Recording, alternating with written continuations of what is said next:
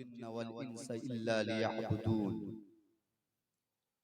सदक़ल्लाहुल मौलानाल अज़ीम व बल्लगना रसूलुहुन नबियुल करीम व नहनु अला ज़ालिका लमिनश शाहिदीन वश्शाकिरीन वल्हम्दुलिल्लाहि रब्बिल आलमीन। बादए तौहीद के मतवालों, शमे रिसालत के परवानों, गौसे आज़म के दीवानों, सरकारे तेग़ अली के चाहने वालों, आइए सबसे पहले हमारा आप मिलकर उस रसूल हाशमी की बारगाह में दुरूद पढ़ें, जिस रसूल का चेहरा लाजवाब, जिस रसूल की पेशानी लाजवाब, जिस रसूल के जुल्फ़े दुता लाजवाब, जिस रसूल के पाए अक़दस लाजवाब, जिस रसूल के दंदाने मुबारक लाजवाब, जिस रसूल के लबे अनवर लाजवाब, जिस रसूल के दस्ते नबूवत लाजवाब, जिस रसूल की आमद लाजवाब, जिस रसूल का बचपना लाजवाब, जिस रसूल की जवानी लाजवाब, जिस रसूल के हिजरत के अय्याम लाजवाब, जिस रसूल के गारे सौर के औकात लाजवाब, जिस रसूल की मक्की जिंदगी लाजवाब, जिस रसूल की मदनी जिंदगी लाजवाब, उस रसूल के बारगाह में दुरूद पढ़ें, जिस रसूल की तारीफ और तौसीफ करने पे जब बरेली का इमाम उठता है तो कभी नबी की आमद को देखता है मुस्कुराने लगता है, कभी नबी के पेशानी को देखता है मुस्कुरा देता है, कभी नबी के जुल्फ़े दुता को देखता है मुस्कुरा देता है, लबे अनवर को देखता है मुस्कुराने लगता है, दस्ते नबूवत को देखता है मुस्कुरा देता है, आपके दंदाने मुबारक को देखता है मुस्कुरा देता है। बरेली का इमाम अपने रसूल की आमद को देखता है, पुकार उठता है, या रसूल अल्लाह। जिस सुहानी घड़ी चमका तैबा का चांद, जिस सुहानी घड़ी चमका तैबा का चांद, उस दिल अफरोज़े साथ पे लाखों सलाम।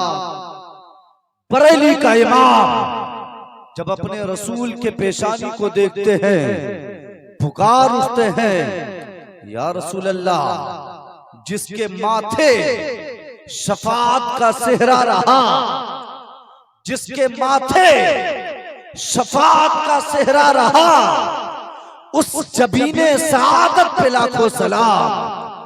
बरेली का इमाम जब अपने रसूल के दस्ते नबूवत को देखते हैं, पुकार उठते हैं, या रसूल अल्लाह। हाथ जिस समत उठा गनी कर दिया, हाथ जिस समत उठा गनी कर दिया, मौजे बहरे समाहत पे लाखों सलाम। बरेली का इमाम जब अपने रसूल की तारीफ और तौसीफ पे उतरते हैं तो कहीं कहते हैं, या रसूल अल्लाह। सबसे आला व औला हमारा नबी, सबसे बाला व बाला हमारा नबी, सब चमक वाले उजलों में चमका किए, अंधे शीशों में चमका हमारा नबी। कौन देता है देने को मुंह चाहिए, देने वाला है सच्चा हमारा नबी। सब चमक वाले उजलों में चमका किए, अंधे शीशों में चमका हमारा नबी।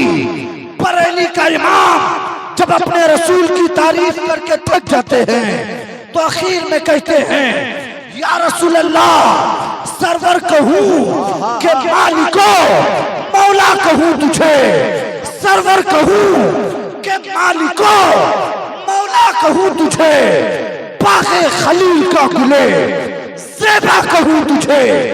तेरे तो वस्फ़ आयब तनाही से है बड़ी, हैरान हूँ मेरे शाह मैं क्या क्या कहूँ तुझे।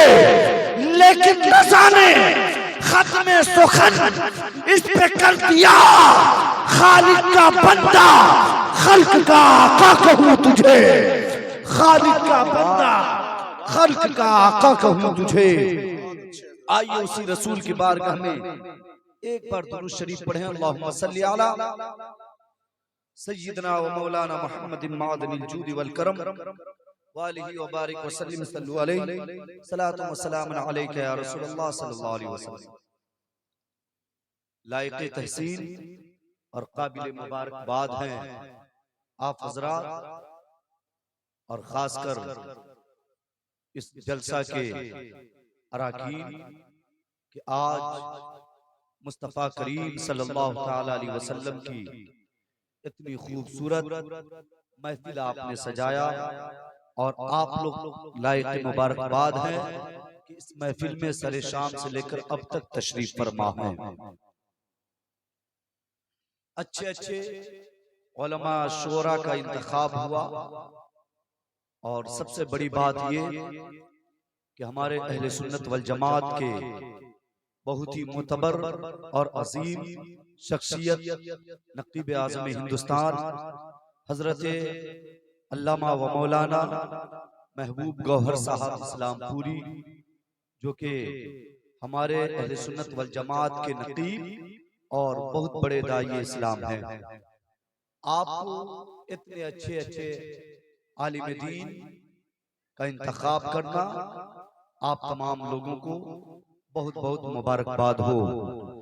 सबसे बड़ी बात ये कि हिंदुस्तान का अजीम लहजा, जिसे पूरा हिंदुस्तान सुनने के लिए हर वक्त बेकरार रहता है, हजरत शायर आज़म हिंदुस्तान बहुत ही हमारे अजीज, हमारे रफीक, हर वक्त हमारे साथ रहने वाले हमारे मुखलिस दोस्त हजरत शाहनवाज हसन उड़ीसा, इनका भी इंतखाब करके आपके सामने पेश किया गया।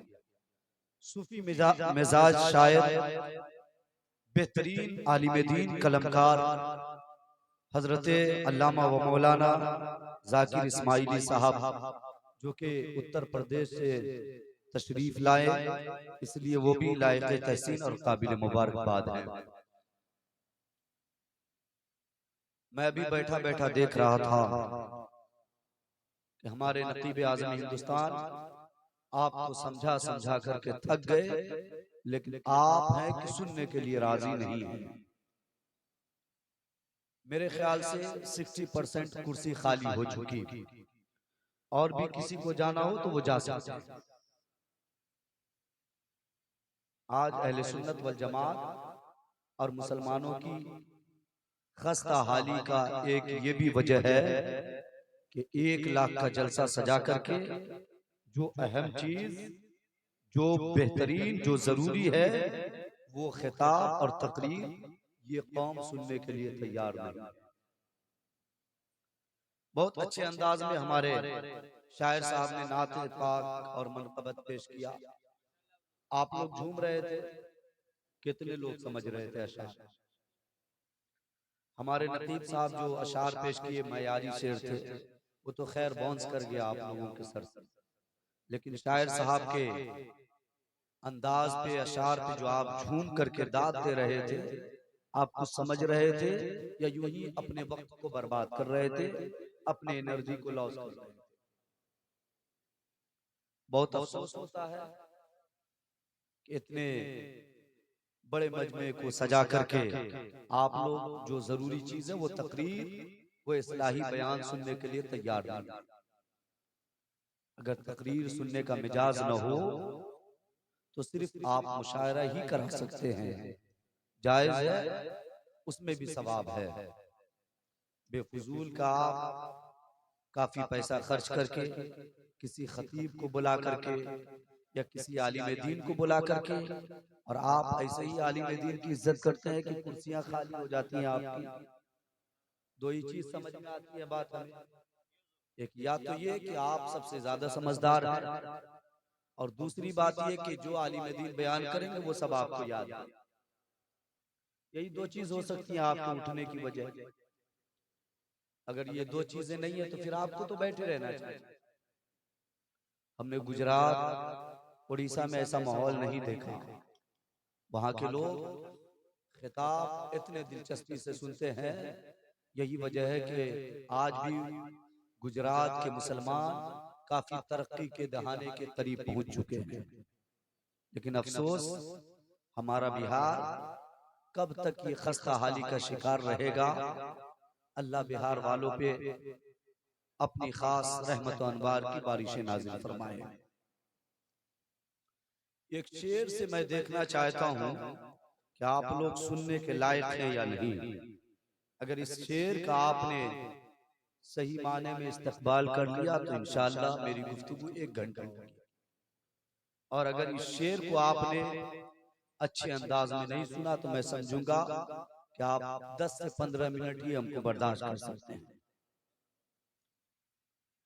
बिल यकीन अब मुझको जीना आ गया।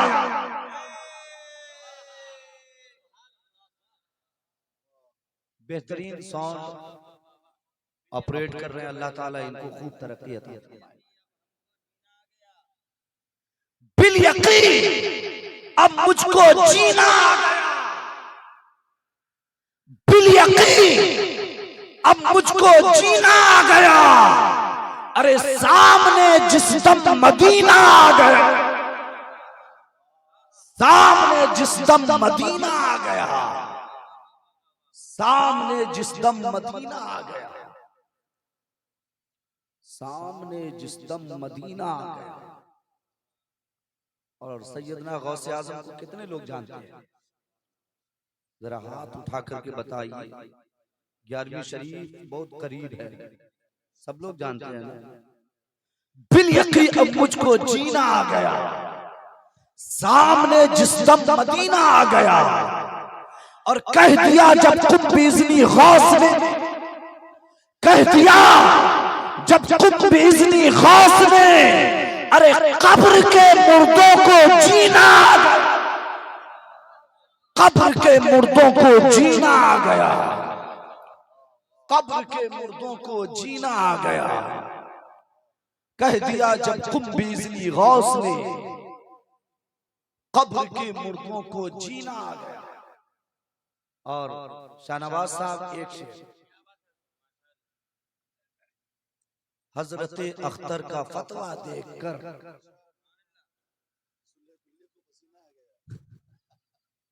हजरत अख्तर का फतवा देखकर, हजरत अख्तर का फतवा देखकर, अरे अच्छे अच्छों को पसीना आ गया। अच्छे अच्छों को पसीना आ गया। अच्छे अच्छों को पसीना आ गया। बिल यकीन अब मुझको जीना आ गया। सामने जिस दम मदीना आ गया। और नकीब साहब ये शेर, कुफ्र के पर्दे भी होंगे तार तार, कुफ्र के पर्दे भी होंगे तार तार, कुफ्र के पर्दे भी होंगे तार तार। अरे उनकी आमद का महीना आ गया। उनकी आमद का महीना आ गया। उनकी आमद का महीना आ गया। मुफ्ती आजम का तकवा देखकर, मुफ्ती आजम का तकवा देखकर, मुफ्ती आजम का तकवा देखकर, मुफ्ती आजम का तकवा देखकर बदअकीदों को पसीना आ गया। बदअकीदों को पसीना आ गया। हाशमी बख्शिश को तेरी हश्र में, हाशमी बख्शिश को तेरी हश्र में, अरे देख ले शाहे मदीना आ गया। देख ले शाहे मदीना आ गया। पूरा मजमा एक बार दुरूद शरीफ पढ़ें। अल्लाहुम्मा सल्ली अला सय्यदना व मौलाना मुहम्मद मादिनिल जूद वल करम व आलिहि व बारिक व सल्लिम सल्लु अलैहि सलातु व सलाम अलैका या रसूलल्लाह सल्लल्लाहु अलैहि वसल्लम।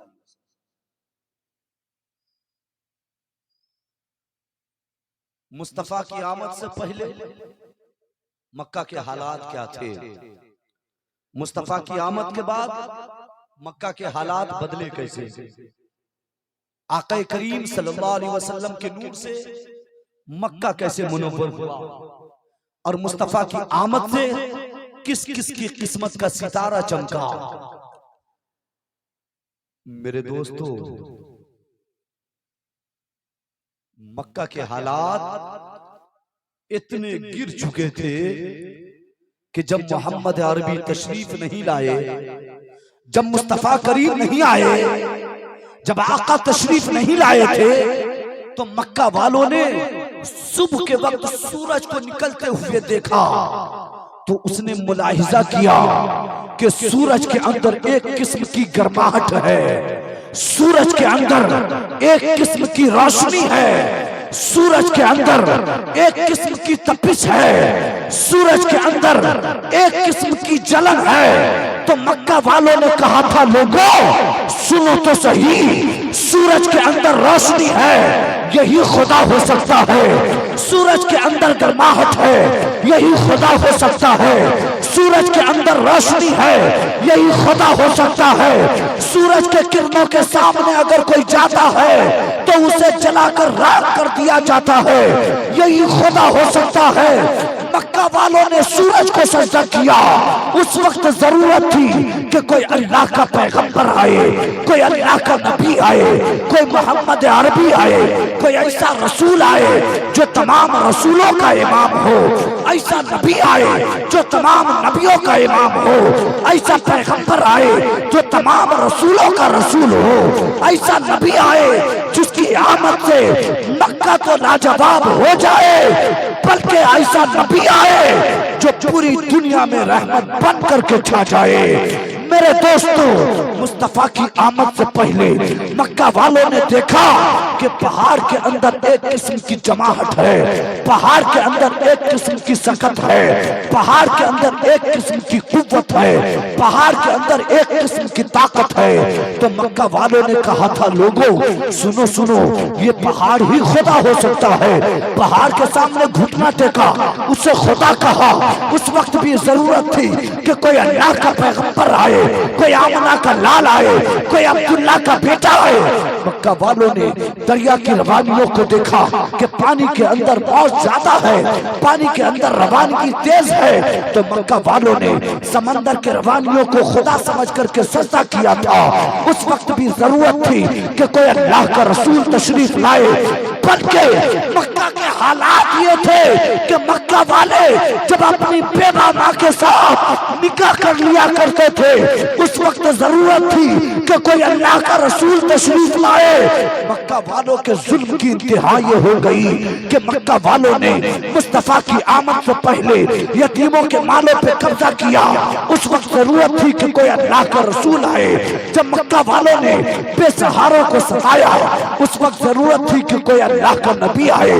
जब मक्का वालों ने अपनी बेटियों को जिंदा दफन किया, तो उसी बेटी को जिंदगी दिलाने के लिए आमना का लाल आया, उसी बेटी को बचाने के लिए मोहम्मद अरबी पैदा हुआ। सुभान अल्लाह, सुभान अल्लाह। नारे तकबीर, नारे रिसालत, फैजान माहे रबीउल अव्वल, सरकार की आमद, मुख्तार की आमद,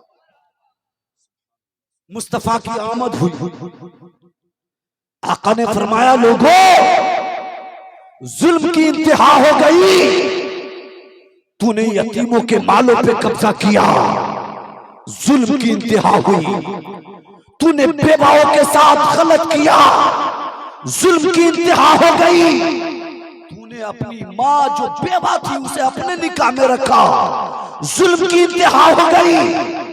लोगों सुनो सुनो, तूने अपने हाथ से अपनी बेटी को जिंदा दफन किया, जुल्म की इंतहा हो गई। मुस्तफा आए, मुस्तफा तशरीफ लाए, तो आपने फरमाया, लोगों सुनो सुनो, बेटियों को जिंदा दफन मत करो, इसलिए कि ये वही बेटी है जब तक बाप के घर रहती है रहमत बन के रहती है, और जब अपने शौहर के घर जाती है तो बरकत बन करके जाती है, और जब इसके पेट से कोई बच्चा पैदा होता है और जब ये माँ बनती है तो अल्लाह इसके मकाम को इतना बुलंद करता है कि जन्नत को उठा करके इसी बेटी के कदमों में रख देता। इसलिए लोगों, बेटी को जिंदा दफन मत करो, बेटी को बचाने वाला मुस्तफा आ गया, बेटी को सहारा देने वाला रसूल आ गया, आमना का लाल आया, अब्दुल्ला का बेटा आया, पूरे मक्का में खुशहाली आ गई, पूरे मक्का में सरसब्ज़ो शादाबी आ गई। मक्का के हर लोग तराना गाने लगे, हर लोग के चेहरे पे मुस्कुराहट आने लगी। आका की आमद की वजह से मक्का में इनकलाब आया। आका पैदा हुए, मक्का के लोग आका करीम के नूर से मामूर हो गए। मुस्तफा का नूर पूरे मक्के में छा गया, हर तरफ मुस्तफा का नूर फैल गया। आका के नूर को देखने के लिए हर गली कोने से लोग पहुंचने लगे। मेरे दोस्तों, आका तशरीफ लाए, पूरी दुनिया में बहारें आ गई। लेकिन याद रखें, जिसने मुस्तफा का कलमा पढ़ा जमाने में लाजवाब हो गए, बेमिसाल हो गए, बेनजीर हो गए। मुस्तफा का जिसने कलमा पढ़ा उसका कोई जवाब ना रहा। आप देखते तो चले, अबू बकर ने मुस्तफा का कलमा पढ़ा, सदाकत के पैकर बन गए। उमर ने मुस्तफा का कलमा पढ़ा, अदालत के ताजदार बन गए। उस्मान ने मुस्तफा का कलमा पढ़ा, सखावत के बादशाह बन गए। अली ने मुस्तफा का कलमा पढ़ा, शुजाअत के पैकर बन गए। हजरत बिलाल ने मुस्तफा का कलमा पढ़ा तो आका ने अपनी गुलामी में ले लिया। तो बिलाल के मकाम को अल्लाह ने इतना बुलंद किया कि बिलाल की जिंदगी को जमीन से उठाकर अल्लाह ने हमेशा हमेशा के लिए बुलंद कर दिया। आका आए, आमना का लाल आया। अच्छा, एक सवाल बताइए, मुस्तफा का वही कलमा आप भी पढ़ते हैं जो अबू बकर ने पढ़ा था? बोलिए बोलिए बोलिए बोलिए। वही कलमा आप भी पढ़ते हैं जो उमर ने पढ़ा था? वही कलमा आप पढ़ते हैं जो उस्मान ने पढ़ा था? वही कलमा आप पढ़ते हैं जो अली ने पढ़ा था? वही कलमा आप पढ़ते हैं जो तलहा ने पढ़ा, जुबैर ने पढ़ा, सलमान ने पढ़ा, बिलाल ने पढ़ा। वही कलमा आप पढ़ते हैं जो अबू हुरैरा ने पढ़ा, अबू दरदा ने पढ़ा। वही कलमा आप पढ़ते हैं जो मुस्तफा के सहाबी ने पढ़ा। तो मुस्तफा के सहाबी आका का वही कलमा पढ़ के कामयाब हो गए, और आप उसी रसूल का कलमा पढ़ के आप नाकाम क्यों हो रहे हैं? उसकी वजह क्या है? आपने कभी गौर किया? आपने कभी सोचा? आपने इस तरफ तवज्जो? कलमा अलग था क्या? बोलिए। नहीं ना, वही कलमा अबू बकर का था, ला इलाहा इल्लल्लाह मुहम्मदुर रसूलुल्लाह, जो आप भी पढ़ते हैं वही कलमा। अबू बकर ने भी पढ़ा वही कलमा, उमर ने भी पढ़ा वही कलमा, उस्मान ने भी पढ़ा वही कलमा, अली ने भी पढ़ा, तलहा ने भी पढ़ा, जुबैर ने भी पढ़ा, सलमान ने भी पढ़ा, बिलाल ने भी पढ़ा। तमाम के तमाम सहाबी ने वही कलमा पढ़ा, कामयाब हुए, और आप पढ़े तो नाकाम। आखिर रीजन क्या है? वजह क्या है?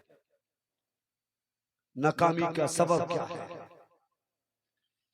मेरे दोस्त, आपने कलमा तो पढ़ा, आपने कलमा जरूर पढ़ा।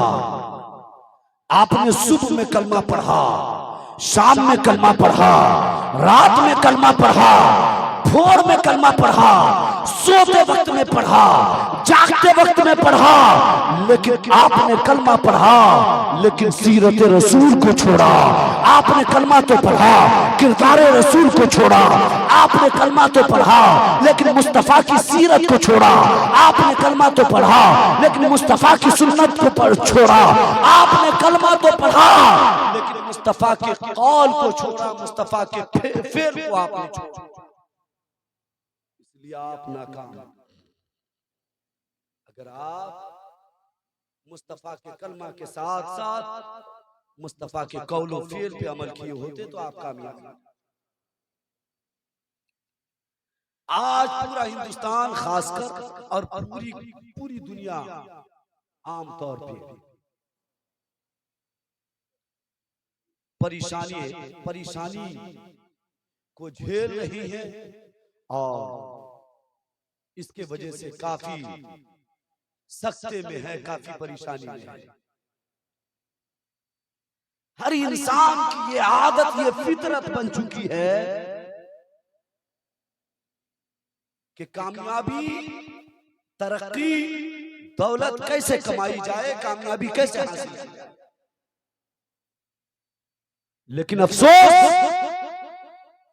मुस्तफा करीम ने जो आपको पैगाम दिया था, रसूल ने जो आपको रास्ता बताया था, रसूल ने जो आपको तरीका बताया था कि लोगों सुनो, कामयाबी हासिल करना है तो फला रास्ते पे चलना, कामयाबी हासिल करना है तो ये काम करना, कामयाबी हासिल करना है तो ये काम करना। लेकिन मेरे दोस्तों, आपने कामयाबी को तो ढूंढा, लेकिन मुस्तफा के उस कौल को भुला दिया, मुस्तफा के उस फेल को भुला दिया।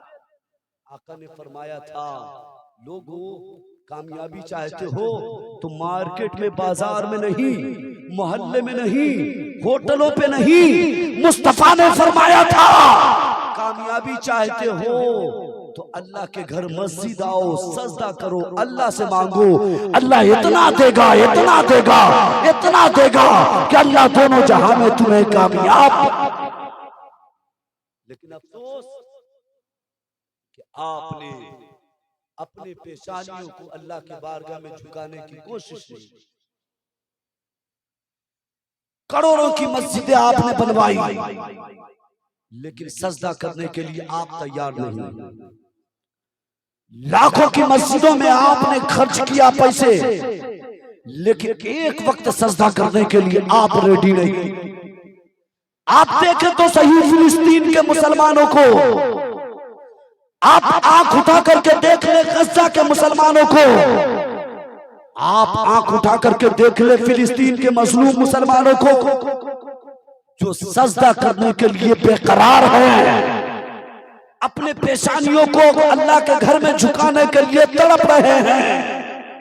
मेरे दोस्तों, फिलिस्तीन का बच्चा बच्चा ये ऐलान करता नजर आ रहा है, जालिमों सुनो तो सही, मुझे कत्ल करना, मारना है मार देना, लेकिन याद रखो इतनी मोहलत तो दे दो कि एक वक्त की नमाजें, एक रकत नमाजें अल्लाह के बारगाह में मैं सजदा करके हुसैन की सुन्नत तो अदा कर लूं, हुसैन के किरदार को अपना लूं। एक बच्चे ने कहा था, जालिमों से जालिमों सुनो सुनो, फिलिस्तीन का मासूम बच्चा पुकारता है, जालिमों सुनो, देखो तो सही, इसी मलबे के नीचे मेरी माँ की लाश मौजूद है, इस मलबे को उठाओ, मेरी माँ की लाश है। मलबे को उठा करके देखो, मेरी माँ नीचे तड़प रही है।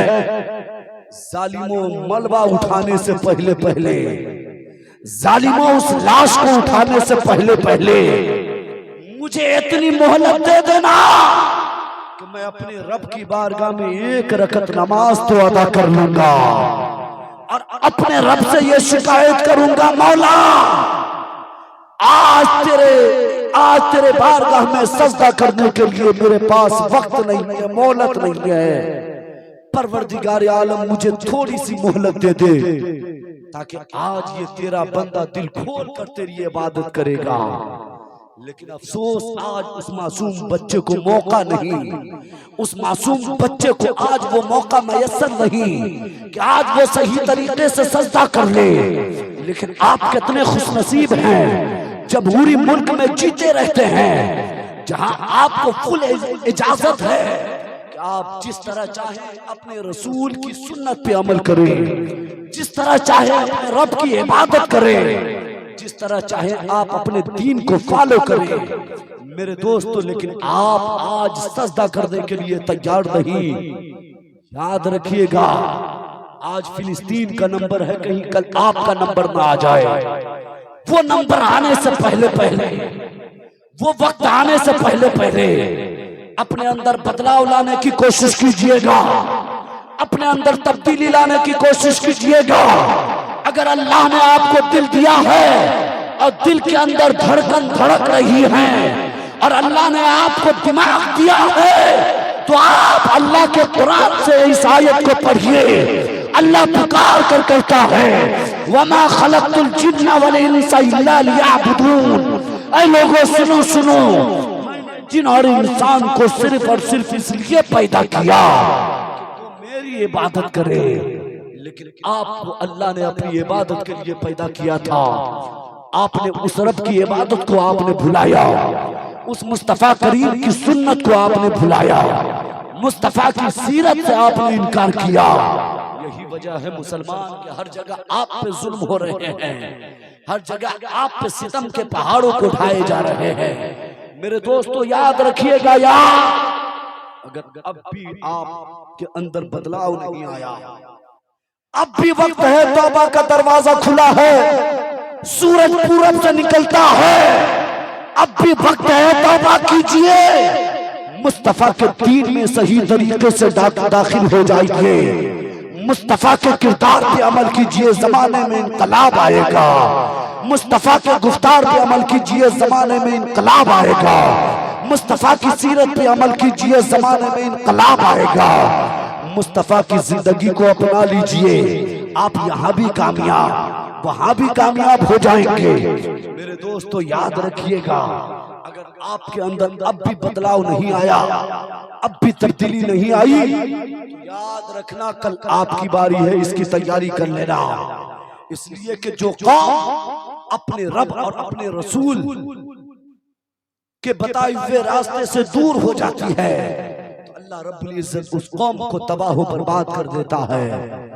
इसलिए अल्लाह की पकड़ ना आ जाए उससे पहले आप अपने अंदर कंट्रोल कीजिए, आप अपने अंदर बदलाव लाइए। अल्लाह की जब पकड़ होगी तो कोई नहीं छोड़ा सकता, फिर अल्लाह जिसको पकड़ लेता है उसे तबाह बर्बाद कर देता है। इसलिए अल्लाह की पकड़ से पहले, रब के गिरफ्त से पहले अपने अंदर बदलाव ला करके आप अपने आप को कामयाब बना लीजिए। नमाज का पाबंद बनाइए, दिन भर में 5 मरतबा मुअज्जिन कहता है हय्या अला सलाह हय्या अला फलाह। रीजन क्या, कहना क्या चाहता है? मुअज्जिन कहता आओ कामयाबी की तरफ, आओ नमाज की तरफ। अगर नमाज पढ़ोगे कामयाब हो जाओगे, अगर नमाज की तरफ आओगे कामयाबी कदम चूमेगी। लेकिन मेरे दोस्तों याद रखना, आपने मुअज्जिन की बातों को ठुकराया, आप अल्लाह के घर में जाने को तैयार नहीं। अगर आपकी मौत इसी आलम में हुई कि आप बेनमाजी मरे, तो याद रखें आप दुनिया में भी तो नाकाम थे, आखिरत में भी नाकाम हो जाएंगे। फिर आप जहन्नम में जाने से कोई नहीं रोक सकता। इसलिए अपने अंदर बदलाव पैदा कीजिए, अपने अंदर तब्दीली लाने की कोशिश कीजिए, तब जाकर के आप कहीं ना कहीं कामयाब होंगे। वरना मैदान हशर में तो हालत ये होगी, कहेंगे और नबी इज़हबू इला गैरी, मेरे हुजूर के लब पर आना लहा होगा। महशर में अगर कोई आपको बचाने वाला होगा तो वो आमना का लाल होगा। महशर में अगर कोई आपको शफाअत करेगा तो वो आमना का लाल होगा। महशर में अगर कोई अल्लाह से आपकी बख्शिश करवाएगा तो वही आमना का लाल होगा। और कोई रो रो कर गिरगिरा कर आपको जन्नत दिलवाएगा तो वो आमना का लाल होगा, वो अब्दुल्ला का बेटा होगा। इसलिए अपने अंदर बदलाव लाइए, तब्दीली लाने की कोशिश कीजिए। मेरे दोस्त, आज मुसलमान की हालत यह है, मुसलमान का पोजीशन यह है कि मुसलमान का नौजवान बच्चा और मुसलमान की नौजवान बच्ची एक मुसलमान के कब्जे में नहीं, कंट्रोल में नहीं। बात को गौर से सुनिए, जितने लोग चले गए वो ज्यादा समझदार थे, जो लोग बैठे वो उससे ज्यादा समझदार हैं, और जो सलाम पढ़ के जाएंगे वो सबसे ज्यादा समझदार होंगे। मेरी बात कान खोल करके सुन लीजिएगा, मैं रहूं या ना रहूं, पूरे हिंदुस्तान का दौरा करके मैं इसी नतीजे पे पहुंचा कि आज मुसलमान के नौजवान बच्चे और मुसलमान की बच्चियां अपने गार्जियन, अपने माँ बाप के कंट्रोल से बाहर, अपने माँ बाप के कब्जे से बाहर। और हर इंसान का एक ही सवाल होता है, वो ये, इमाम साहब एक तावीज दे दीजिए, बच्चा नाफरमान हो गया। मौलाना साहब एक तावीज दे दीजिए, बेटी नाफरमान हो गई। मेरी बात को सुनती नहीं, मानती नहीं। मेरी बात को जहन के दरीचे में उतारने की कोशिश कीजिएगा। आज आपकी बेटी नाकाम, आज आपकी बेटी कंट्रोल से बाहर है, आज आपके नौजवान बच्ची आपके कब्जे से बाहर है। आप मस्जिद पहुंचते हैं, इमाम साहब एक तावीज दे दीजिए ना। मेरी बेटी मेरा कहना नहीं मानती, मेरी बेटी अपने मिजाज के मुताबिक चलती है। मेरे दोस्तों एक बात नोट कर लीजिएगा, अगर आपने नमाज की पाबंदी नहीं की और नमाज पढ़ करके अपनी बेटी के लिए दुआ नहीं किया, तो याद रखिए एक तावीज क्या, 1000 तावीज भी अपनी बेटी के गले में लटका दो। अगर नमाज की पाबंदी आपने नहीं की तो आप कभी भी कामयाब न तो दुनिया में हो सकते हैं, न कब्र में हो सकते हैं, न हश्र के मैदान। इसलिए तावीज बाद में, नमाज पहले, दुआ बाद में, नमाज पहले, मजार पे बाद में, नमाज पहले, किसी के पास बाद में, नमाज पहले, किसी पीर के पास बाद में, नमाज पहले।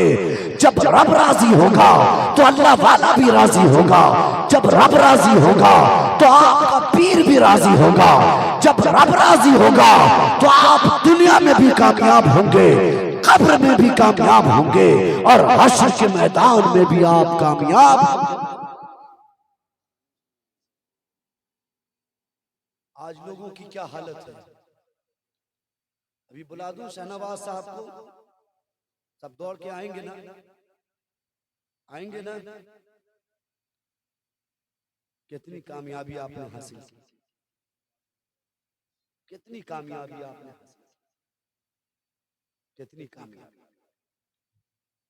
एजुकेशन, तालीम मुसलमान के अंदर इतना कम है, इतना लो लेवल का है कि आपको पूछने वाला कोई थाना तक भी नहीं है। आप अगर अपने किसी मसाइल को लेकर के कोर्ट पहुंचेंगे तो आपके फॉर्म को फौरन कूड़ेदान डस्टबिन में डाल दिया जाता है। उस वक्त आप क्या करते हैं, उस वक्त आप क्या सोचते हैं? हाथ पे हाथ मलने के अलावा कोई चारा नहीं, अफसोस के अलावा कोई चारा नहीं। आज हमारा नौजवान तबका इस कदर नाकामी के दहाने तक पहुंच चुका। दुनिया की तमाम बुराइयां मुसलमान के अंदर, दुनिया की तमाम बेकार की बातें मुसलमान के अंदर, दुनिया की तमाम लापरवाही वाली बातें मुसलमान के अंदर, दुनिया के तमाम खुराफात मुसलमान के अंदर, और मुसलमान कौम ये चाह रही है कि मरने के बाद सीधे हम जन्नत में चले। अरे भाई, आपकी बात दुनिया के कोर्ट में कोई सुनने वाला नहीं, तो मैदान महशर में कैसे आपकी बात सुनी जाएगी? इसलिए सबसे पहले कुछ करिए न करिए, एक ही वक्त खाना खाइए, लेकिन अपने बच्चों को तालीम दीजिए। आज जहालत की वजह यह है, अल्लाह के वली के आस्थाने पर मेला लगा हुआ है। मेला जिस आला हजरत सरकार का आप नारा लगाते हैं, मसले के आला हजरत, ये किताब देखिए, इस किताब का नाम है मंजूम सबानही आला हजरत। इस किताब को लिखने वाले अदीब शहीद हजरत अल्लामा महबूब गौहर साहब। इस किताब को जब आप पढ़ेंगे तो आपको मालूम होगा कि आला हजरत की जात क्या थी, आला हजरत ने जिंदगी में किया क्या था, आला हजरत ने सादात की ताजीम कैसे बताई थी। जब इस किताब को पढ़ेंगे तब आपको मालूम होगा कि आला हजरत सरकार ने आपको तालीम क्या दिया था। जब इस किताब को आप पढ़ेंगे तो आपको मालूम पड़ेगा कि वही आला हजरत हैं जिसने लिखा यह था कि औरतों को मजार पे ले जाना हराम। इसी किताब को पढ़ेंगे तो आपको मालूम होगा कि वही आला हजरत है जिसने ये लिखा था कि तमाम काम बाद में करना मेरे दोस्त, पहले सादात की ताजीम कर लेना और अपने रब की बारगाह में सजदा करके रब को राजी कर लेना, ताकि जब सादात राजी रब राजी तो पूरी खुदाई तुमसे राजी। लेकिन एक तरफ तो आप मसले के आला हजरत का नाम लेते हैं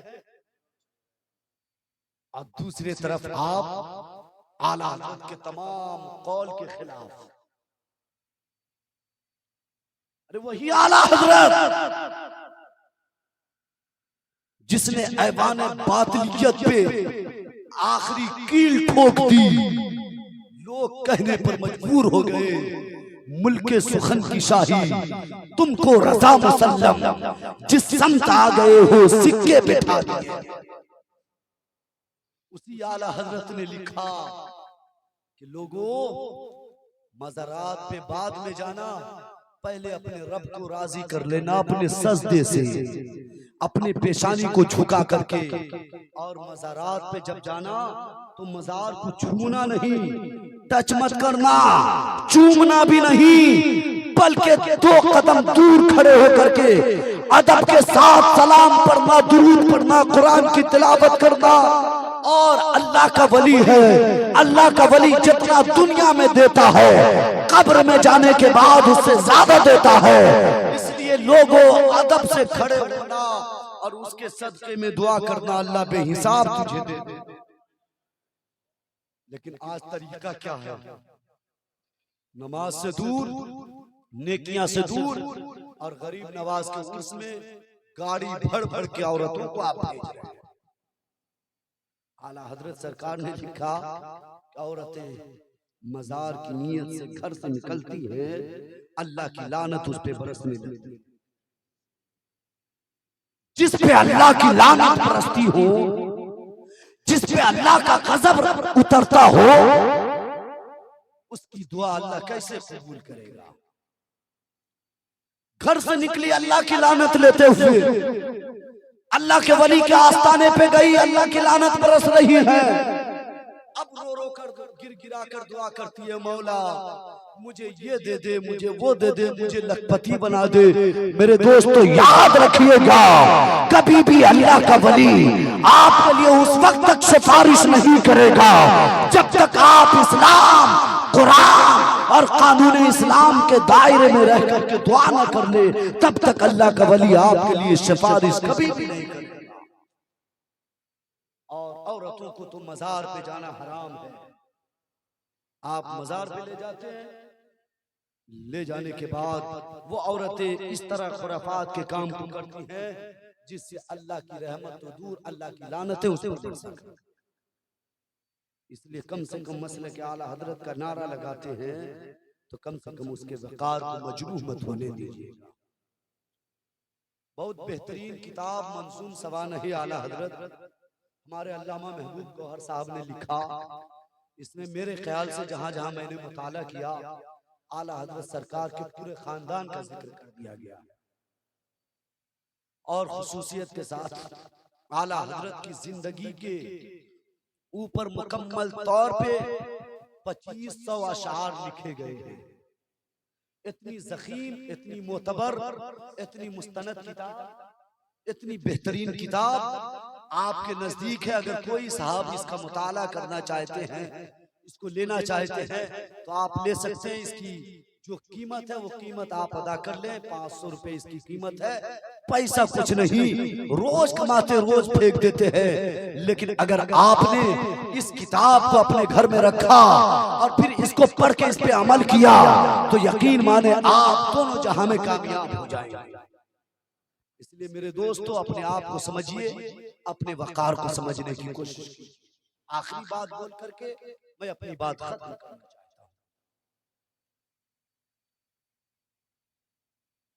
आज मुसलमान जवान लड़की जैसे होती है, सबसे पहले मोबाइल खरीद के देता है, और जैसे बच्चा जवान होता है मोबाइल खरीद के दे देता है।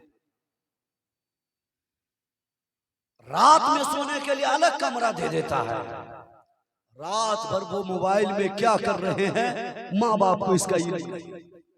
सुबह में वो बच्ची निकल करके कहाँ जा रही है कुछ खबर नहीं। फिर वो बच्ची मोबाइल चला चला करके इतना हद से ज्यादा आगे बढ़ जाती है, तजावुज कर जाती है।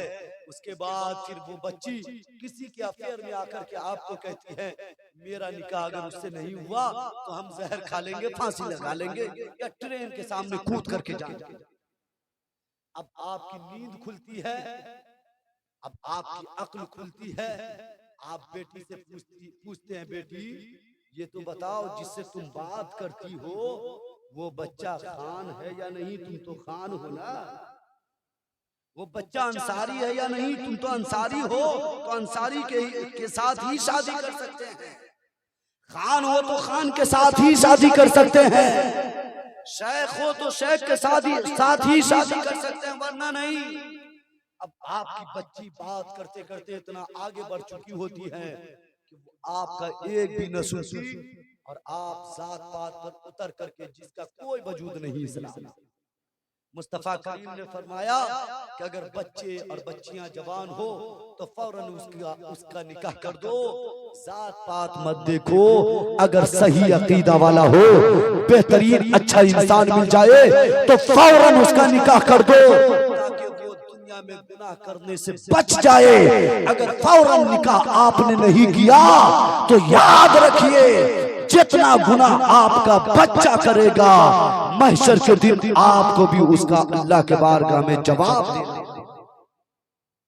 लेकिन आप जात पात का नाम लेकर के उसकी शादी नहीं करते, जिसकी वजह से आपका बच्चा 40 की उम्र तक पहुंच जाता है, कोई 35 तक पहुंच जाता है और फिर उसको अपना बिरादरी का लड़का लड़की नहीं मिलता, जिसकी वजह से बहुत सारे बेशुमार लड़के लड़कियां जिना करने पर मजबूर है, जिना कर रहे हैं। याद रखिए मुस्तफा करीम जब मेराज में गए, आपका गुजर एक कौम के पास से हुई, आपने हजरत जिब्राइल से कहा जिब्राइल ये तो बताओ ये कौम कौन है। जिब्राइल से मुस्तफा ने पूछा ये कौम को नंगे क्यों लटकाया गया है। जिब्राइल कहते मौला, जिब्राइल कहते या रसूल अल्लाह, आप इसके बारे में पूछना चाहते हैं, जानना चाहते हैं ये कौन है। आका ने फरमाया हाँ हाँ जिब्राइल ये तो बताओ ये कौन है। जिब्राइल कहते या रसूल अल्लाह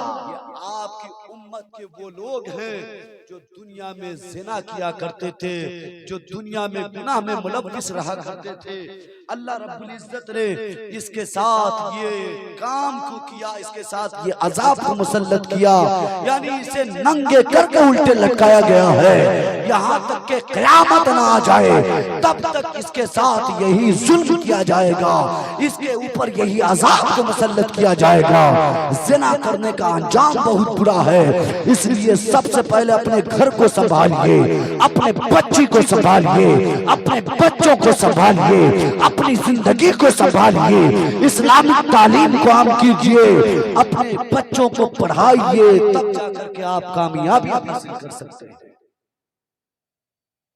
वरना नाकामी आपके कदम चूम लेगी। और आप जो एक गुमान में है कि पीर साहब हमारे बख्शिश करवा देंगे, जन्नत दिलवा देंगे, उलमा की मौजूदगी है, सुन लीजिएगा, यकीनन पीर साहब आपको जन्नत में दिलवाएंगे, जन्नत में जगह दिलवा देंगे।